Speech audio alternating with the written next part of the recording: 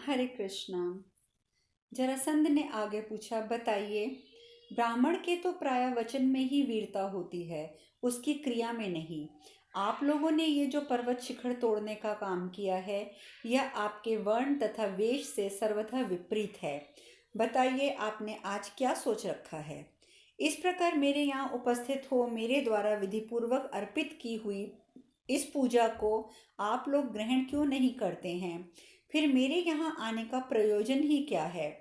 जरासंध के ऐसा कहने पर बोलने में चतुर महामना श्री कृष्ण स्निग्ध एवं गंभीर वाणी में बोले। श्री कृष्ण ने कहा, राजन, तुम हमें वेश के अनुसार स्नातक ब्राह्मण समझते हो। वैसे तो स्नातक व्रत का पालन करने वाले ब्राह्मण, क्षत्रिय और वैश्य तीनों वर्णों के लोग होते हैं। इन स्नातकों में कुछ विशेष नियम का पालन करने वाले होते हैं और कुछ साधारण। विशेष नियम का पालन करने वाला क्षत्रिय सदा लक्ष्मी को प्राप्त करता है। जो पुष्प धारण करने वाले हैं उनमें लक्ष्मी का निवास ध्रुव है, इसीलिए हम लोग पुष्पमालाधारी हैं। क्षत्रिय बल और पराक्रम उनकी भुजाओं में होता है, वह बोलने में वैसा वीर नहीं होता। बृहत नंदन, इसीलिए क्षत्रिय का वचन दृष्टा रहित विनय युक्त बतलाया गया है। विधाता ने क्षत्रियों का अपना बल उसकी भुजाओं में भर दिया है। राजन, यदि आज उसे देखना चाहते हो तो निश्चय ही देख लोगे। धीर मनुष्य शत्रु के घर में बिना दरवाजे के और मित्र के घर में दरवाजे से जाते हैं। शत्रु और मित्र के लिए ये धर्मता द्वार बतलाए गए हैं। हम अपने कार्य से तुम्हारे घर आए हैं, अतः शत्रु से पूजा नहीं ग्रहण कर सकते। इस बात को तुम अच्छी तरह समझ लो, ये हमारा सनातन व्रत है। इस प्रकार जरासंध पर्व में श्री कृष्ण जरासंध संवाद विषयक 21वां अध्याय पूर्ण हुआ। यह सुनकर जरासंध बोला, ब्राह्मणों, मुझे याद नहीं आता कि कब मैंने आप लोगों के साथ वैर किया है। बहुत सोचने पर भी मुझे आपके प्रति अपने द्वारा किया हुआ अपराध दिखाई नहीं देता। विप्रगण, जब मुझसे अपराध ही नहीं हुआ तो मुझ निरपराध को आप लोग शत्रु कैसे मान रहे हैं? यह बतलाइए, क्या यही साधु पुरुषों का वर्ताव है? किसी के धर्म और अर्थ में बाधा डालने से अवश्य ही मन को बड़ा संताप होता है। जो धर्मज्ञ महारथी क्षत्रिय लोक में धर्म के विपरीत आचरण करता हुआ किसी निरपराध व्यक्ति पर दूसरों के धन और धर्म के नाश का दोष लगाता है, वह कष्टमयी गति को प्राप्त होता है और अपने को कल्याण से भी वंचित कर लेता है, इसमें संशय नहीं है। सत्कर्म करने वाले क्षत्रियों के लिए तीनों लोकों में क्षत्रिय धर्म ही श्रेष्ठ है। धर्मज्ञ पुरुष क्षत्रिय के लिए अन्य धर्म की प्रशंसा नहीं करता। मैं अपने मन को वश में रखकर सदा स्वधर्म में स्थित रहता हूँ, प्रजाओं का भी कोई अपराध नहीं करता। ऐसी दशा में भी आप लोग प्रमाद से मुझे शत्रु या अपराधी ही बता रहे हैं। भगवान श्री कृष्ण बोले, महाबाहो, समूचे कुल में कोई एक ही पुरुष कुल का भार संभालता है, उस कुल के सभी लोगों की रक्षा आदि का कार्य संपन्न करता है। जो वैसे महापुरुष है, उन्हीं की आज्ञा से हम लोग आज तुम्हें दंड देने के लिए उद्यत हुए हैं। राजन, तुमने भूलोक निवासी क्षत्रियों को कैद कर लिया है। ऐसे क्रूर अपराध का आयोजन करके भी तुम अपने को निरपराध कैसे मानते हो? नृपश्रेष्ठ, एक राजा दूसरे श्रेष्ठ राजाओं की हत्या कैसे कर सकता है? तुम राजाओं को कैद करके उन्हें रुद्र देवता की भेंट चढ़ाना चाहते हो। बृहत कुमार, तुम्हारे द्वारा किया हुआ ये पाप हम सब लोगों पर लागू होगा, क्योंकि हम धर्म की रक्षा करने में समर्थ और धर्म का पालन करने वाले हैं। किसी देवता की पूजा के लिए मनुष्यों का वध कभी नहीं देखा गया है। फिर तुम कल्याणकारी देवता भगवान शिव की पूजा मनुष्यों की हिंसा द्वारा कैसे करना चाहते हो? जरासंध, तुम्हारी बुद्धि मारी गई है। तुम भी उसी वर्ण के हो जिस वर्ण के वे राजा लोग हैं। क्या तुम अपने ही वर्ण के लोगों को पशु नाम देकर उनकी हत्या करोगे? तुम्हारे जैसा दूसरा क्रूर कौन हो सकता है? जो जिस जिस अवस्था में जो जो कर्म करता है, वह उसी उसी अवस्था में उसके फल को प्राप्त करता है। तुम अपने ही जाति भाइयों के हत्यारे हो। हम लोगों के संकट में पड़े हुए दीन दुखियों की रक्षा करने वाले हैं, अतः सजातीय बंधुओं की वृद्धि के उद्देश्य से हम तुम्हारा वध करने के लिए यहाँ पर आए हैं। राजन, तुम ये जो मान बैठे हो कि इस जगत में क्षत्रियों में मेरे समान दूसरा कोई नहीं है, तो यह तुम्हारी बुद्धि का एक बहुत बड़ा भ्रम है। नरेश्वर, कौन सा ऐसा स्वाभिमानी क्षत्रिय होगा जो अपने अभिजन को, जातीय बंधुओं की रक्षा परम धर्म है इस बात को जानते हुए भी युद्ध करके अनुपम एवं अक्षय स्वर्ग लोक जाना नहीं चाहेगा? नरश्रेष्ठ, स्वर्ग प्राप्ति का उद्देश्य रखकर रण यज्ञ की दीक्षा लेने वाले क्षत्रिय अपने अभिष्ट लोकों पर विजय प्राप्त करते हैं। यह बात तुम्हें भली भांति जाननी चाहिए। वेद अध्ययन स्वर्ग प्राप्ति का कारण है, परोपकार स्वरूप महान यश भी स्वर्ग का हेतु है, तपस्या को भी स्वर्ग का साधन बताया गया है, परंतु क्षत्रियों के लिए इन तीनों की अपेक्षा युद्ध में मृत्यु का वर्ण करना ही स्वर्ग प्राप्ति का अमोघ साधन है।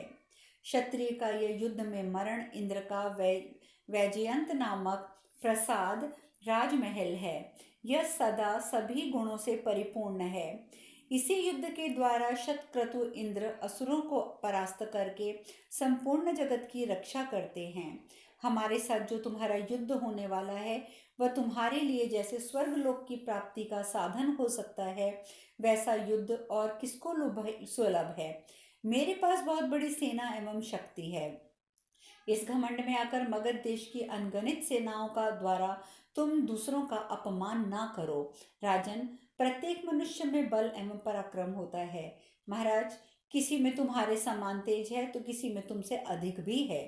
भूपाल, जब तक तुम इस बात को नहीं जानते थे तभी तक तुम्हारा घमंड बढ़ रहा था। अब तुम्हारा ये अभिमान हम लोगों के लिए असह्य हो उठा है, इसलिए मैं तुम्हें ये सलाह देता हूँ। मगधराज, तुम अपने समान वीरों के साथ अभिमान और घमंड करना छोड़ दो। इस घमंड को रखकर अपने पुत्र, मंत्री और सेना के साथ यमलोक जाने की तैयारी ना करो।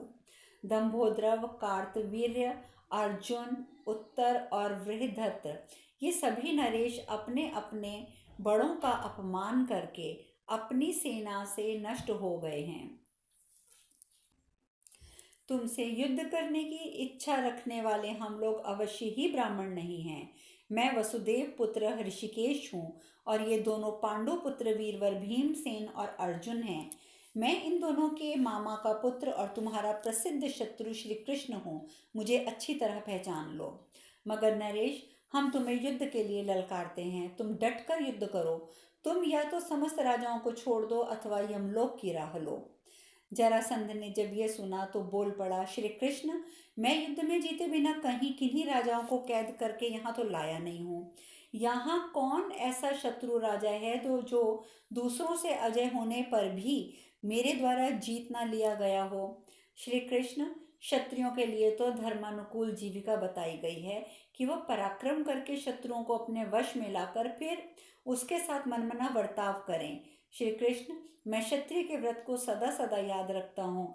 देवताओं को बलि देने के लिए उपहार स्वरूप में लाए हुए उन राजाओं को आज तुम्हारे भय से कैसे छोड़ सकता हूँ?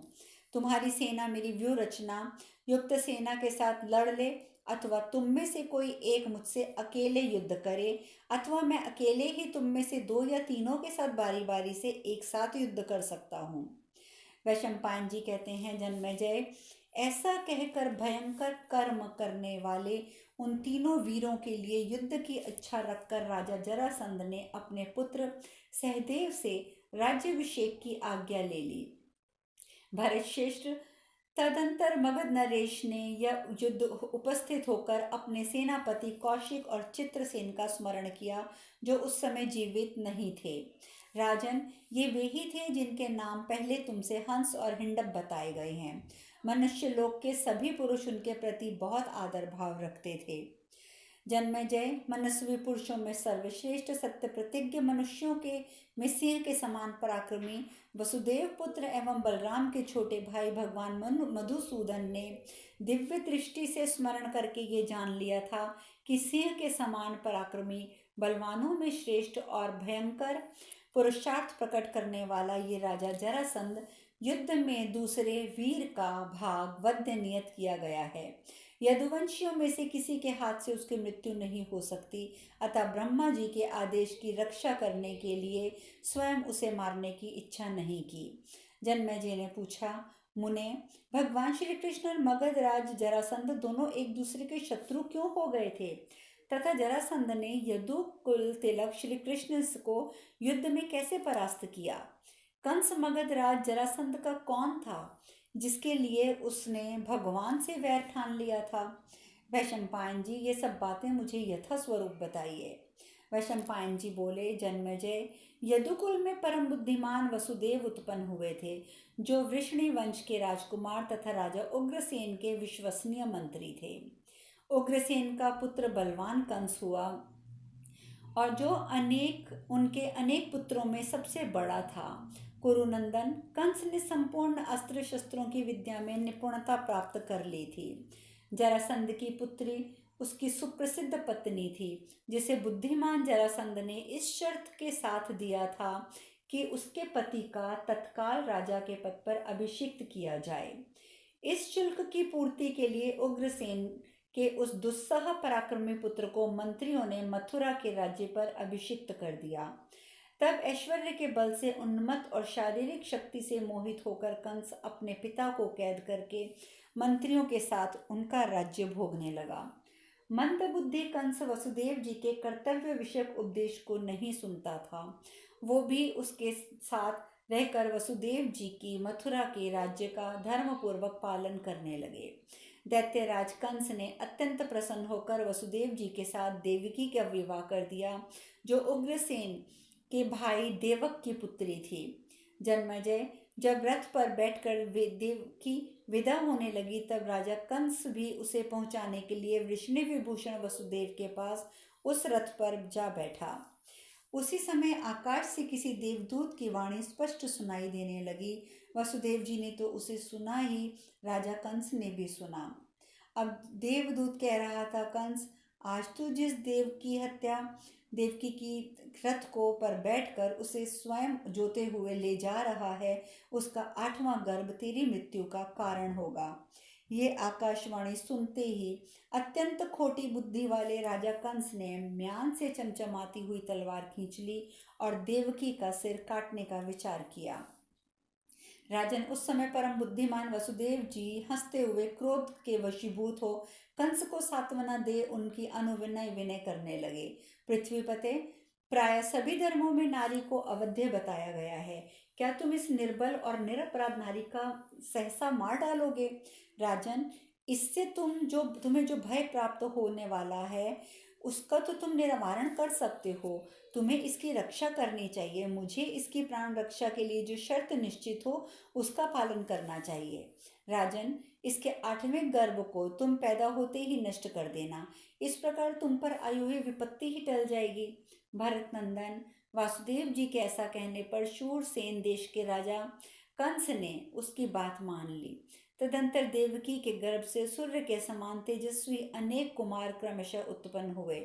मथुरा नरेश ने कंस ने जन्म लेते ही उन सबको मार डाला। तदंतर देवकी के उदर में 7वें गर्भ के रूप में बलदेव का आगमन हुआ। राजन, यमराज से यम संबंधी माया के द्वारा उस अनुपम गर्भ को देवकी के उदर से निकालकर रोहिणी की कुक्षी में स्थापित कर दिया गया। आकर्षण होने के कारण उस बालक का नाम संकर्षण हुआ। बल में प्रधान होने से उनका नाम बलदेव हुआ। तत्पश्चात देवकी के उदर से 8वें गर्भ के रूप में साक्षात मधुसूदन का आविर्भाव हुआ। राजा कंस ने बड़े यत्न से उस गर्भ की रक्षा की। तदंतर प्रसव काल आने पर सात्वत वंशी वसुदेव पर कड़ी नजर रखने के लिए कंस ने उग्र स्वभाव वाले अपने क्रूर कर्मा मंत्री को नियुक्त किया, परंतु बाल स्वरूप श्री कृष्ण के प्रभाव से राक्षस के निद्रा से मोहित हो जाने पर वहां से उठकर महातेजस्वी वसुदेव जी ने बालक के साथ व्रज में चले गए। नवजात वसुदेव जी को मथुरा से हटा कर पिता वसुदेव ने उसके बदले में किसी गोप की पुत्री को लाकर कंस को भेंट कर दिया। देवदूत के कहे हुए उपरोक्त शब्द का स्मरण करके उसके भय से छूटने की इच्छा रखने वाले कंस ने उस कन्या को पृथ्वी पर दे मारा, परंतु वह कन्या उसके हाथ से छूटते ही हंसी और आर्य शब्द का उच्चारण करते हुए वहां से चली गई। इसलिए इसका नाम आर्या हुआ। परम बुद्धिमान वसुदेव इस प्रकार राजा कंस को चकमा देकर गोकुल में अपने महात्मा पुत्र वसुदेव का पालन कराया। वासुदेव भी पानी में कमल की भांति गोपों में रहकर बड़े हुए। काठ में छिपी हुई अग्नि की भांति वे अज्ञात भाव से वहां रहने लगे। कंस को उसका पता न चल सका। मथुरा नरेश कंस उस सब गोपों को बहुत सताया करता था। इधर महाबाहु श्री कृष्ण बड़े होकर तेज और बल से संपन्न हो गए। राजा के सताए हुए गोपगण भय और कामना से झुंड के झुंड एकत्र हो कमल नयन भगवान श्री कृष्ण को घेर कर संगठित होने लगे। राजन, इस प्रकार बल का संग्रह करने वाले महाबली वसुदेव नंदन श्री कृष्ण ने उग्रसेन की सम्मति के अनुसार समस्त भाइयों सहित भोजराज कंस को मारकर पुनः उग्रसेन की मथुरा के राज्य पर उन्हें अभिषिक्त कर दिया। राजन, जरासंध ने जब ये सुना कि श्री कृष्ण ने कंस को युद्ध में मार डाला है, तब उसने कंस के पुत्र शूरसेन देश का राजा बनाया। जन्मेजय उसने बड़ी भारी सेना लेकर उस पर आक्रमण किया और वसुदेव नंदन श्री कृष्ण को हराकर अपनी पुत्री के पुत्र को वहां का राज्य दे दिया। जन्मेजय प्रतापी जरासंध महान बल और सैनिक शक्ति से संपन्न था। वह उग्रसेन और वृष्णियों को सदा क्लेश पहुंचाया करता था। कुरुनंदन, जरासंध और श्री कृष्ण के वैर का यही वृतांत है।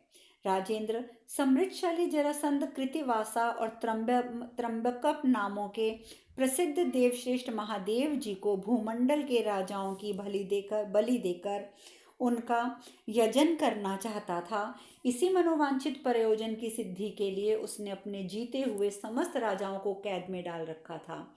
भरत श्रेष्ठ, यह सब वृतांत मैंने तुम्हें यथावत बताया है। अब जिस प्रकार भीमसेन ने राजा जरासंध का वध किया, वह प्रसंग भी सुनो। इस प्रकार श्री महाभारत सभा पर्व के अंतर्गत जरासंध वध पर्व में जरासंध का युद्ध के लिए उद्योग विषयक 22वां अध्याय पूर्ण हुआ। हरे कृष्णा कृष्णा।